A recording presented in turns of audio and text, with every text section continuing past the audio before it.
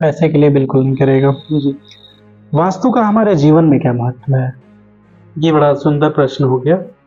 ये कई बार वास्तु बहुत महत्वपूर्ण हो जाता है। जैसे आप देखिए कि एक ही कुंडली है, जुड़वा बच्चे हैं। एक घर के उत्तरी कमरे में रहता है, एक घर के पश्चिमी कमरे में रहता है और दोनों के कोर्स ऑफ लाइफ में, दोनों की सोच में अंतर आ जाता है। वास्तु का प्रभाव जानना हो ना, खास तौर से इस बेल्ट में, उत्तर भारत के जिस क्षेत्र में हम लोग रहते हैं, यहाँ वास्तु के प्रभाव का अध्ययन 2 लेवल पे आप करिए।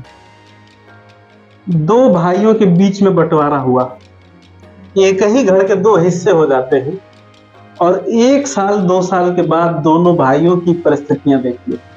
बंटवारे के समय दोनों भाइयों को बराबर बराबर प्रॉपर्टी बंटती है और 2 साल में, 3 साल में, 5 साल में कितना बड़ा अंतर आ जाता है, ये वास्तु से समझ सकते हैं। 2 भाइयों का विवाह होता है, एक ही घर में एक बहू को एक कमरा अलग दिशा में और दूसरी बहू को एक अलग कमरा अलग दिशा में दे दीजिए और दोनों के व्यवहार में और दोनों के इमेज में, घर वालों के मन में उनकी क्या इमेज है, इसमें क्या परिवर्तन हो रहा है, उसका अध्ययन करिए, आपको वास्तु समझ में आ जाएगा। आपको एक स्टोरी बताऊं, मध्य प्रदेश में एक जनपद है दमोह, वहां पर एक छोटी सी रियासत थी। 19वीं शताब्दी में रियासत के जो मालिक थे, जमींदार साहब, जमींदार साहब को बहुत ढंग का एक वास्तुशास्त्री मिल गया दक्षिण भारत में।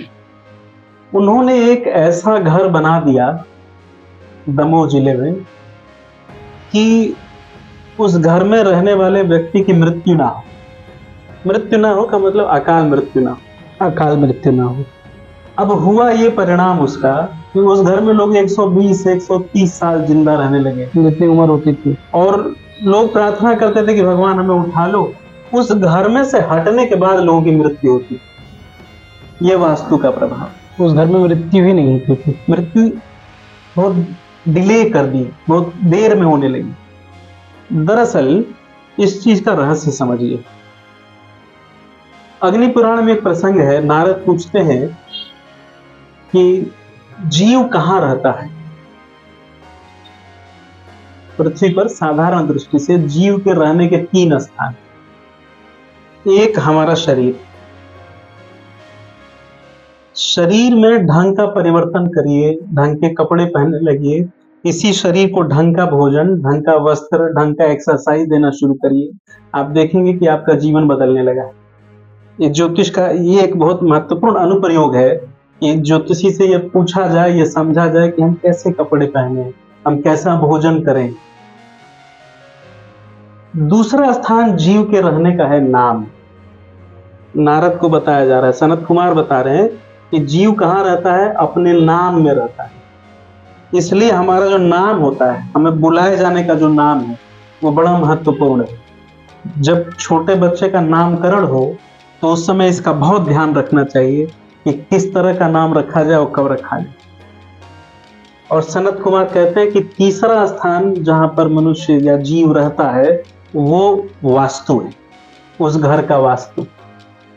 तो ये तीनों चीजें ठीक होनी चाहिए, शरीर, नाम और वास्तु।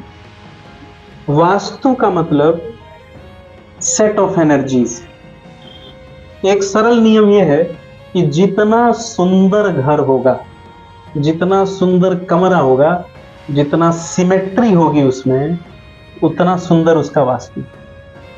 आप देखेंगे कि अमीरों के घर सुंदर होते जी, ठीक है ना। तो वास्तु एक बहुत महत्वपूर्ण अंग है।